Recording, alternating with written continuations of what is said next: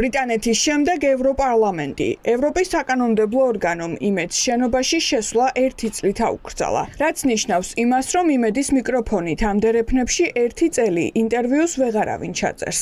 ინფორმაცია ახალი სანქციების შესახებ თავდაპირველად იმედმა თვითონ გაავრცელა. გაფრთხილება ევროპარლამენტიდან 22 აპრილს მიიღეს, რის შემდეგაც 3 კვირაში დასანქცირდნენ.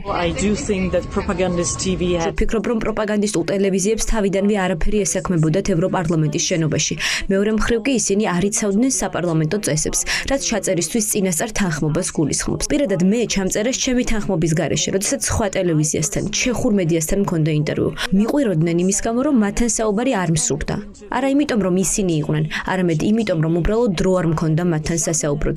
ამის შემდეგ კი საქართველოში ჩემს წინააღმდეგ ცილის-მწამებლური კამპანია აგორდა. ეს არ არის ის, რაც უნდა ხდებოდეს და ეს არ არის ის, რასაც დემოკრატიული მედია გააკეთებდა. ასე რომ ძალიან მოხარული ვარ, თუ წესები აღსრულდა. იმედის შემდეგ სანქციების რიგში რუსთავიორი და პოსტივი არიან. არსებული ინფორმაციით ევროპარლამენტიდან გაფრთხილების წერილი ამ ორ მედიასაც მიუვიდა. ეს ჯერ მხოლოდ დასაწყისია, ამბობს ევროპარლამენტარი ქშიშტოფ ბრეიზა. პოლონელი დეპუტატი ერთ-ერთი პირველი იყო, ვინც პროპაგანდისტული მედიების დასანქცირება მოითხოვა. ამ წინადადებით ბრეიზამ კოლეგებთან ერთად შესწორება საქართველოს შესახებ წლიურ ანგარიშშიც წარადგინა. ვამაყობ, რომ საქართველოს შესახებ ანგარიშში ჩემს მიერ შეტანილმა ცვლილებებმა ევროპარლამენტის პრეზიდენტთან და პრესის აკრედიტაციის განყოფილებასთან ერთად ჩემი ოფისის 5-თვიანმა შრომამ კონკრეტული შედეგები გამოიღო. ქართული ოცნების რეჟიმის მიერ კონტროლირებად 3 პროპაგანდისტულ მედია საშუალებას, რომლებიც სულ უფრო მეტად რუსულ ოცნებას ემსგავსებიან, სანქციები დაეკისრათ და 1 წლით ევროპარლამენტში მუშაობა აეკრძალათ. ეს მხოლოდ დასაწყისია. ჩვენ საქართველოს ხალხის გვერდით ვდგავართ და ვმოქმედებთ. ოცნების პროპაგანდისტული მედიისთვის მოლდოვის საზღვრებით დაიკეტა. იმედს რუსთავიორს და პოსტივის ოფიციალურმა კიშინიოვმა ევროპის საბჭოს მინისტრთა კომიტეტის ხდომის გასაშუქებლად აკრედიტაცია არ მისცა. ამ ღონისძიებას წესით მაკა ბოჭორიშვილი უნდა დაესწროს, თუმცა ამ ეტაპისთვის უცნობია, გაემგზავრება თუ არა ოცნების საგარეო საქმეთა მინისტრი კიშინიოვში სამთავრობო მედიის გარეშე. ქართული ოცნება მათ მიერ კონტროლირებადი ტელევიზიების სანქცირებამ წყობიდან გამოიყვანა. თუ შენ ამ გლობალური რადიკალური დღის წესრიგის მიმდევარი არ ახარ, ყველა შენი სიტყვა არის დაბლოკირებული. აი ამას მოვესალმე. საბჭო კავშირში ეგრევე დააპატიმრებდნენ იმ ჟურნალისტებს და ციხეში გააქანებდნენ და ამათმა 1 წელი აუგზავნეს.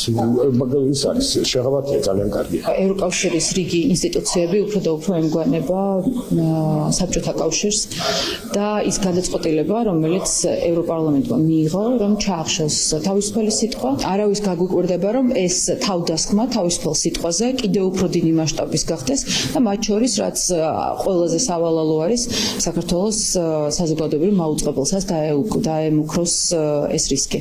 არა და ქართული თავისუფალი მედია ასეთ შეზღუდვებს ოცნების ხელისუფლებამ წლებია შეაჩვია. არაერთი შემთხვევა არსებობს, როცა ოცნების დეპუტატები საჩივრების საფუძველზე ჟურნალისტებს პარლამენტში საქმიანობა დროებით შეუზღუდეს, მაგრამ როცა საქმე ხელისუფლების მაქებარი მედიის ჟურნალისტებს ეხებათ, ოცნებას წესები სხვაგვარად ესმის. ევროპის საკანონმდებლო ორგანოს გადაწყვეტილება შალვა პაპუაშვილისთვის შთაგონების წყაროა. ოცნების პარლამენტის თავმჯდომარე არ გამორიცხავს, რომ პარლამენტში მედიას მუშაობა კიდევ უფრო გაურთულოს. აი ხო ნახეთ თურმე რა ყოფილა ევროპარლამენტის წესი, ვიფიქრებთ აუცილებლად რომ ჩვენთანაც ზუსტად იგივე წესები გავრცელდეს თუ არ გავრცელდეს. ასეთ ევროკავშირში ჩვენ არაფერი გვესაქმება. როგორ შეიძლება რასა იუკნევიჩიანის ღირებულებების ევროკავშირში ჩვენ რაიმე საერთო გქონდეს. საბჭოთა მოსკოვს პირდაპირ ნაბიჯ ანაცვლებს საკავშირო ბრიუსელი. დააწესებს თუ არა პროპაგანდისტული მედია საშუალებების წინააღმდეგ სანქციებს ევროკავშირიც. გამოცდილება აჩვენებს, რომ ბრიტანეთის სანქციებს ევროპული გაერთიანებაც იზიარებს ხოლმე. ასე მოხდა რუსული სპუტნიკის და Russia Today-ის შემთხვევაში. ოპოზიცია დარწმუნებულია, რომ ასე მოხდება იმედის და პოსტივის მაგალითზეც. მე ვფიქრობ, რომ ეს ტენდენცია გაგრძელდება. თქვენ იცით, მათ შორის რომ ევროპარლამენტმა უკვე ღიად განაცხადა, რომ დრო არის, რომ ევროკავშირმა ბრიტანეთის მსგავსად დაასანქციროს რუსული პროპაგანდისტული არხები და საქართველოს ყველა მოქალაქემ უნდა იცოდეს, რომ როდესაც უსმენს რომელიმე ამ არხს, ის უსმენს კრემლის პროპაგანდას. აბსოლუტურად ბუნებრივია, რომ ამ ეგრეთ წოდებული მედიების ადგილი ევროპულ ინსტიტუტებში არ არის და არ იქნება. ეს არის ძალიან ჩვეულებრივი მიღებული პრაქტიკა, იმიტომ რომ კიდევ ერთხელ ჩვენი დასავლელი პარტნიორების აზრით საქართველოს მოქალაქეების აბსოლუტური უმრავლესობის აზრით.